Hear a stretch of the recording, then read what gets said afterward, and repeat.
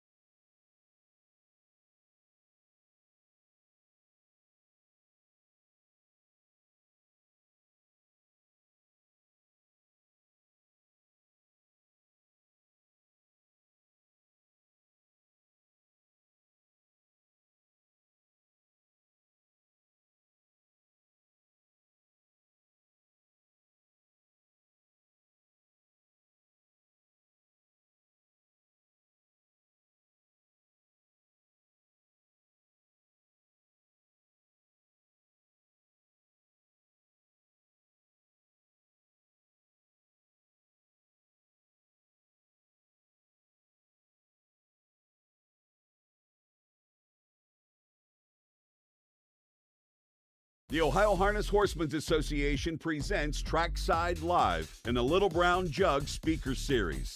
Trackside Live is presented by Wire to Wire Wealth. Let's go live to the Delaware County Fairgrounds in Delaware, Ohio, and your host for the Speaker Series, Ashley Daly. Good morning. Thank you for joining me once again for the 4 of 5 days here at the Delaware County Fair Jugette Day of all days. Happy Wednesday. As we get started on our second speaker series, I have a few connections up here for multiple jug horses. I have driver of Blueprint, Ronnie Wren Jr., and of course our trainer. We've got 3 different entries this year into the Burke stable, so please help me in welcoming them.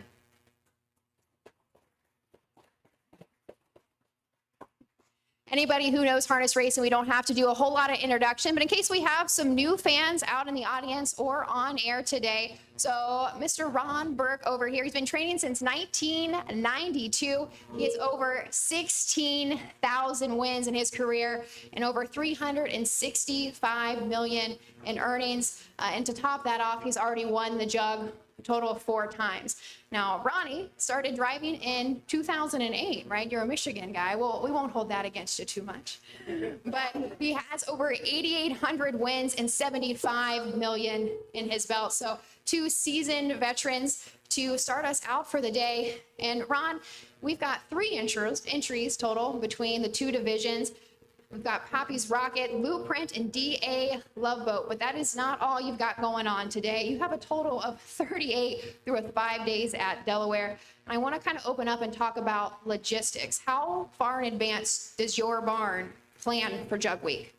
You know what, we're getting it to where more and more we're doing it as what's happening due to the sire stake programs and everything, and trying to decide at the last moments which horses are going to the sire stake programs, which horses are going here. It's really kind of heard here now that Lexington runs, actually, consecutively with this place. So, we decide which horses race here or race there. So it's every day we're like sitting down and making the decision. The one advantage we have, we're probably the biggest shipping company also in harness racing. We have 18 trucks and trailers, and one guy that, is a full-time, that's all he does is drive truck for us with a 9-horse. And it makes a difference because we're able to move a lot of horses in a very short period of time. And when your team is sitting down and thinking about it, do you think about it per week, per month, per section, quarter? How far in advance do you plan? No, we're thinking about next day, tomorrow, the day after. Like that's what I said. As we enter, then we start moving the horses. And, some of them we know are going to be here, like Blueprint and them guys. I wanted them all here Sunday night at the latest. I wanted the Jugette fillies here Sunday morning at the latest, just because there are things I want to do here. I want to train here. I think, it's an advantage that, and I mean, we do it every year. And I think the results have shown coming here early and staying in the barn and training. get adapted to the area and everything and seem to race real well.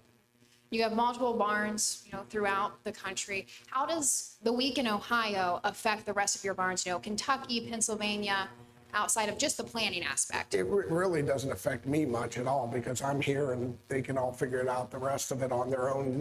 Like I tell them what I need here and they get me what I need here. I'm sure the rest of them, it seems like a scramble, but for me, it's not that bad. This is a week actually where I don't go anywhere else. I come here. I trained here Sunday morning, went to Lexington, raced Sunday night, and was back here by late Sunday night. But then I'll stay here now till Thursday night till I'm done. So for me, it's actually nice. I get 4 days in one place. I'm happy. Ronnie, is this your first jug appearance? This is my third. Yep. Other two were his horses. But we didn't fare very well.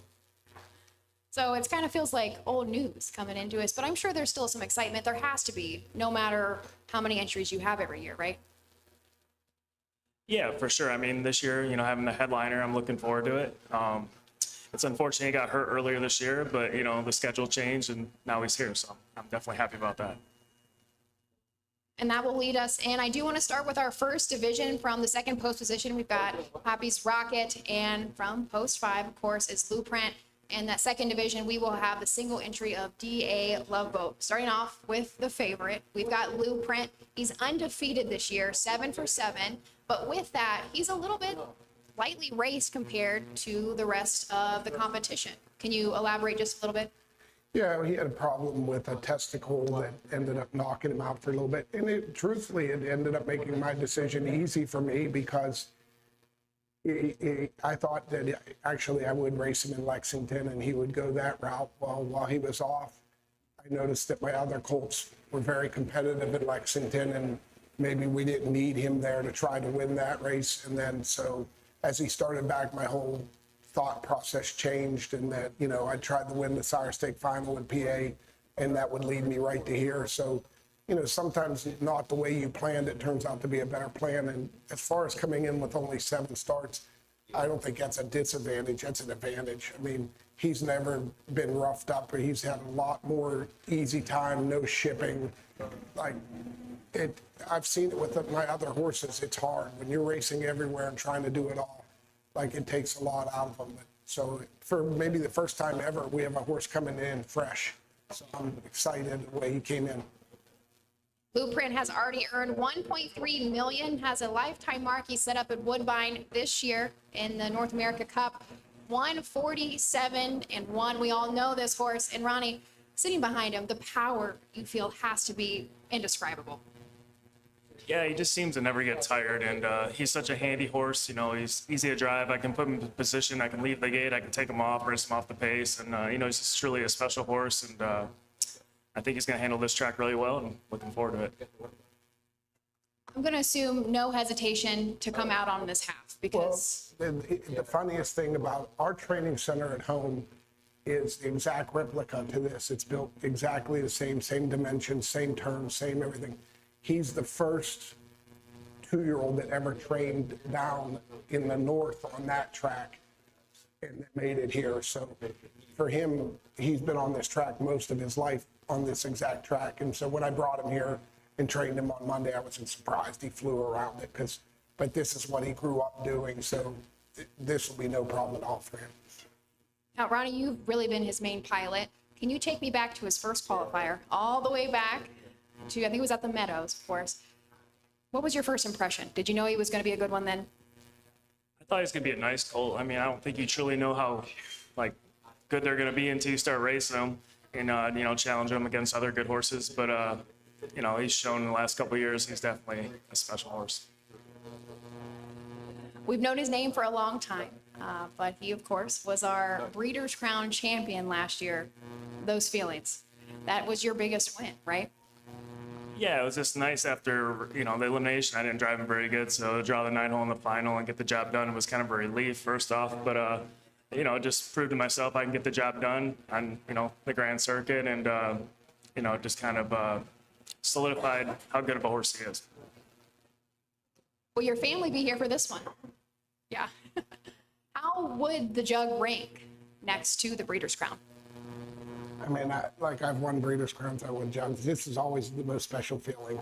You know, it's like, the first time I thought was just cause, well, that's in my first one. But then the second one, I was like, no, it's still in every one since then. You're like, this is cool. This is, you appreciate the fact there's fans here, the people that care. And you know what, I've been here since Lifesign. Like Lifesign was my first one, which is a great one to start with. And I haven't missed one since. So, you know, you start to appreciate the history behind the race. And so Lou Print is leaving from post position 5. Beside you, you do have Prince Hal Hanover. You just beat him in the past finals, but is this another rematch? Yeah, I would say it's a rematch. I mean, Yeah, I mean, you know, Prince Hale's a really nice horse. I'm glad I drew inside him. You know, it gives me some more options than I think him. But, you know, he's a nice horse as well. So we'll see. It'll be a good race. Join us back here in just a moment. Let's take a second and thank our sponsors, and then we will talk about the other entries. With over 30 years of experience in wealth planning and a lifetime of involvement in harness racing, Matt Franklin at Wire to Wire Wealth can help you build a financial plan that addresses the unique circumstances of those involved in the horse racing industry. Whether you are investing to build wealth, protect your family, or preserve your assets, Matt at Wire to Wire Wealth will work with you through the wealth planning process from start to finish.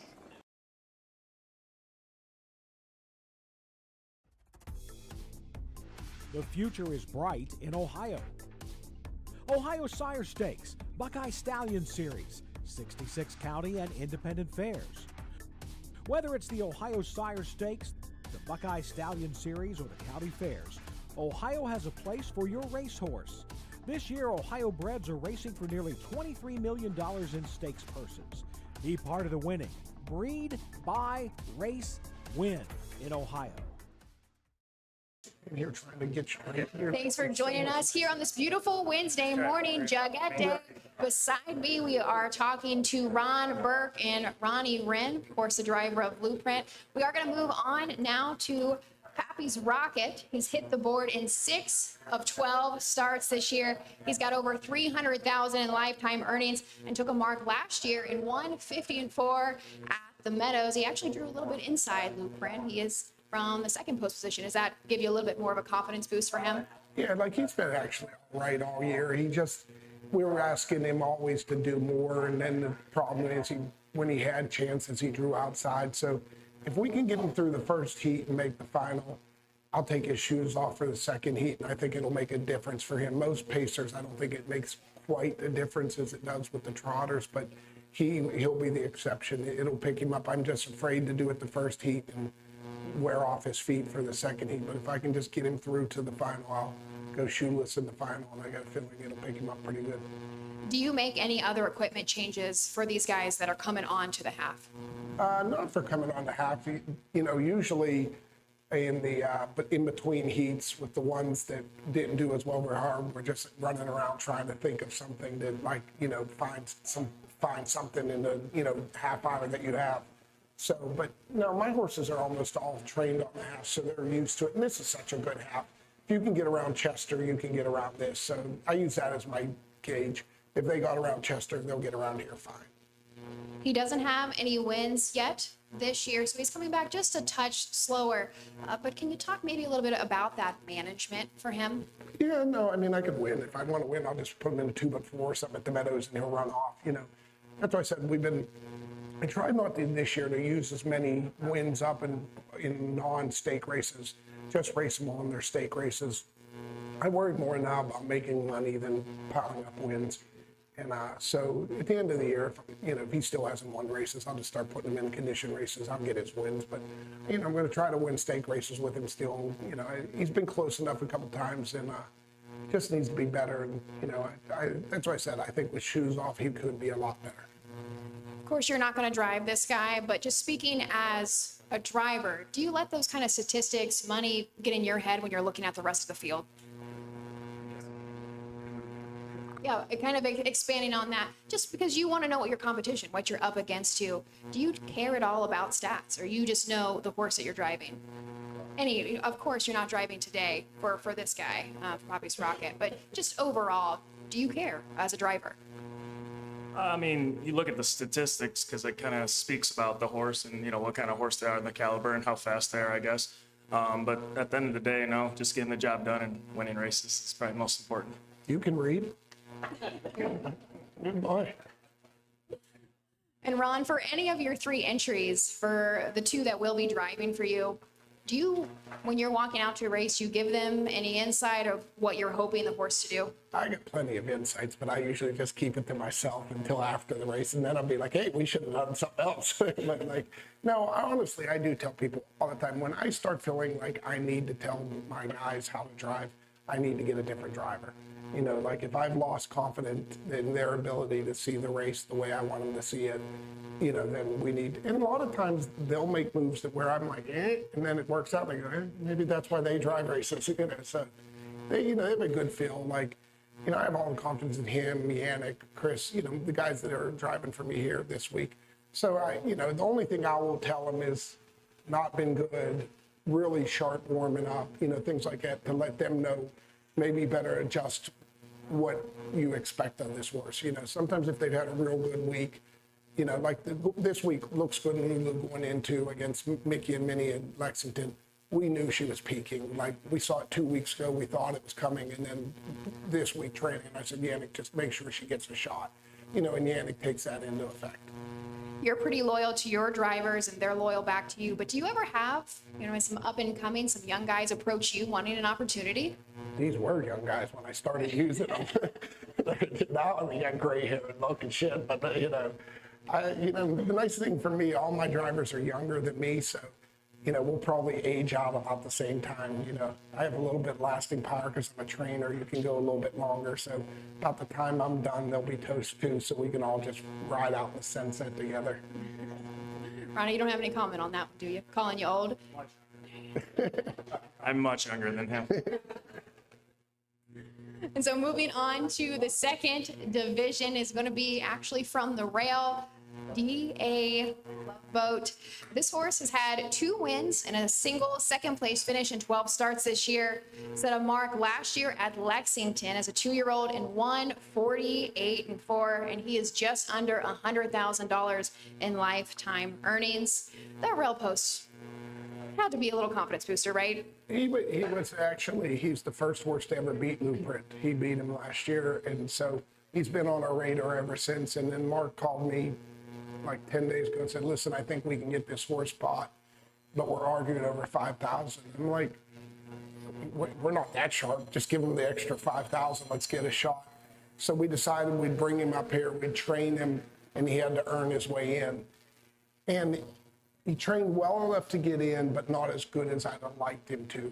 So, but the thing is, we didn't have an equipment card. We didn't know anything. I totally guessed on the equipment. So now we've redone that, and I could see him being good. Like as I said, he probably needed that. He probably needed me to make the changes. I probably had a lot of things wrong, but I think we got him right. And, you know, off the rail, we're going down the road, so we're going to find out. Like, you know, from the rail with a horse like him, we're going as far and as fast as we can and just see what happens. You said that maybe early on you had a lot of things wrong. Where does brother Mickey come into any of this? I think Mickey's the one that says, what are you doing? You know, and I was like, you know, he knows, like, Mickey would be way more conservative than I am to try, like, anything when it comes to rigging. I'll try anything, I don't care. You know, and, like, he's much more calm, easygoing, so, you know, pretty much he knows, you know, not to say a lot because I don't take criticism well, but, you know, he knows that he can tell me, like, that didn't look like that was working, and I'll be like, yeah, let's go, so. Best thing with my brother is he like makes sure that everything gets done. My sister even more. My sister is incredible. Like there will be no equipment being wrong. There will be, you know, there will be a schedule for the horses, the grooms, the drivers, the bikes, the warm up, and it's a lot because it's the stuff I don't want to do anymore. All I want to do is train. I don't want to do anything else anymore. DA Loveboat has had a lot of different drivers this year. Do you think that has affected his performance? I don't know. You know, Yannick drove him last year when he beat us, so that was the easy choice for me. You know, was try to get Yannick on him, and you know, I knew Ronnie has Blueprint, and you know, if we get them all in the final, I'll get another driver. And there were our 3 entries for the Burke Racing Stable. Join us back here in just a moment and we'll wrap up.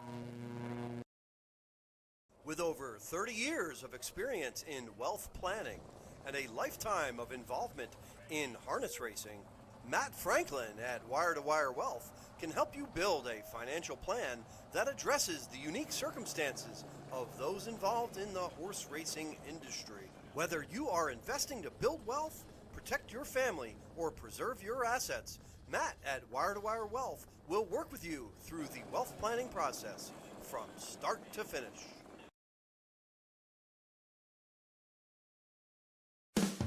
With more than 300,000 horses in Ohio, the economic impact of the equine industry in the state is over $2.8 billion. Much of that value comes from standardbred horse owners, breeders, trainers, and drivers who participate in the sport of harness racing. The mission of the Ohio Harness Horsemen's Association is to preserve, protect, promote, and serve the entire standardbred industry in Ohio and beyond.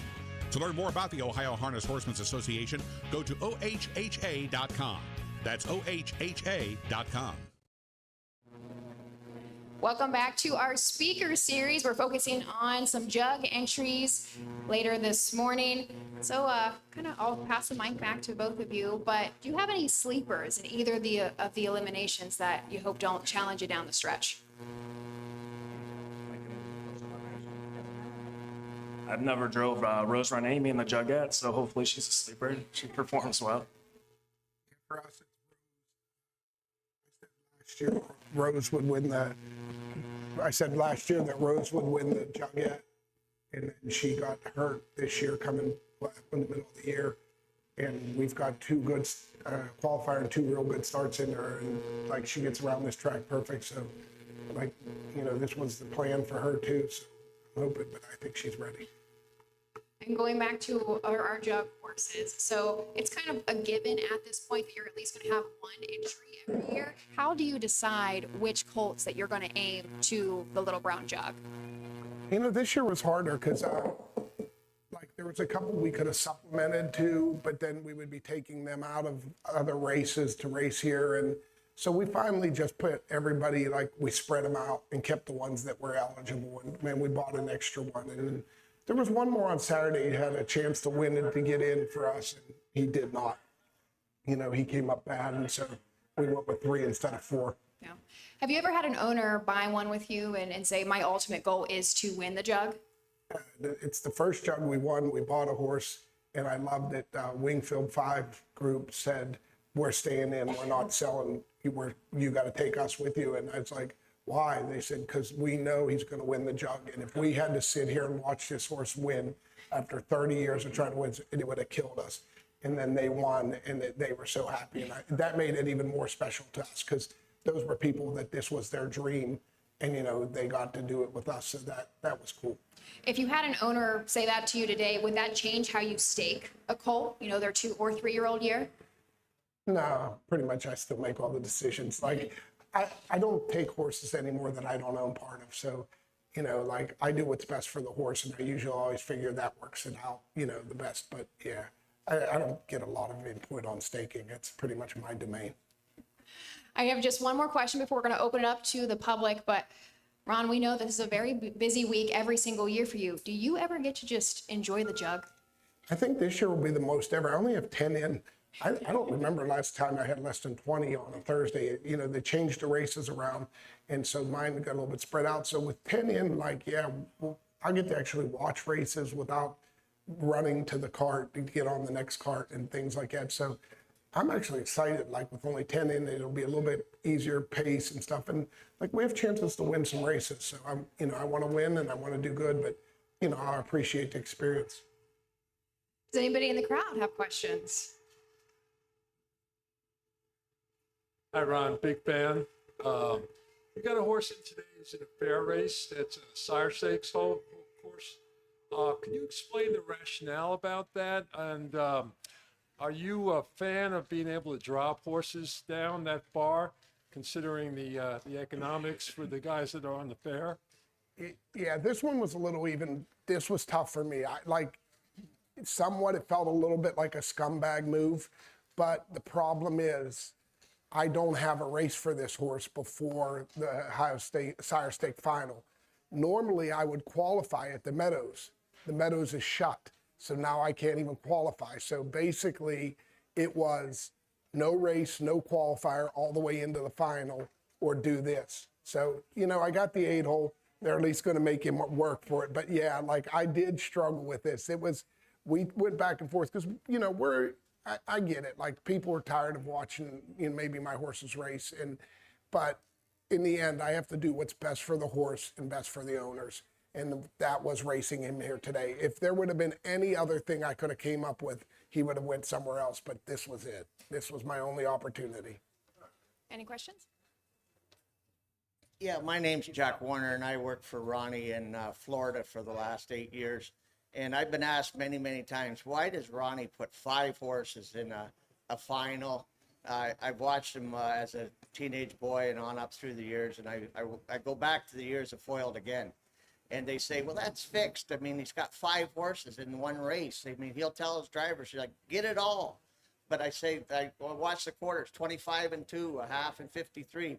I remember the race Ronnie and Foiled Again in Poconos when they were 1, 2, 3, and 5 at the finish. And if Foiled Again had got loose, he was going to win it, right? And then in the Breeders' Crown, or in the Adios this year, he had 5 in the final. He didn't even win it with 5 in there. I mean, he got, like, the way the race unfolded, the boys that had the loaded horses didn't get out. So, Give this to him. anyways, I'm just trying to reassure the public that there's nothing Moving on. fixed about this. I mean, Moving they're on. racing horses to Moving win. on. I think we have time for a couple more, a few more. All right. Thank you, Ronnie Wren.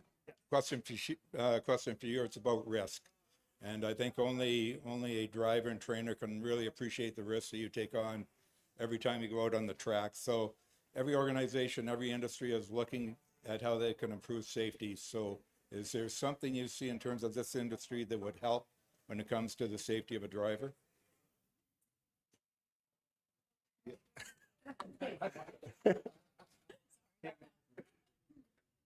I think they're doing a pretty good job, you know, with the rules. Yeah, I think everyone could just be a little bit safer. If Anthony McDonald raced in less races, I think it'd be safer. No, I'm just kidding about that.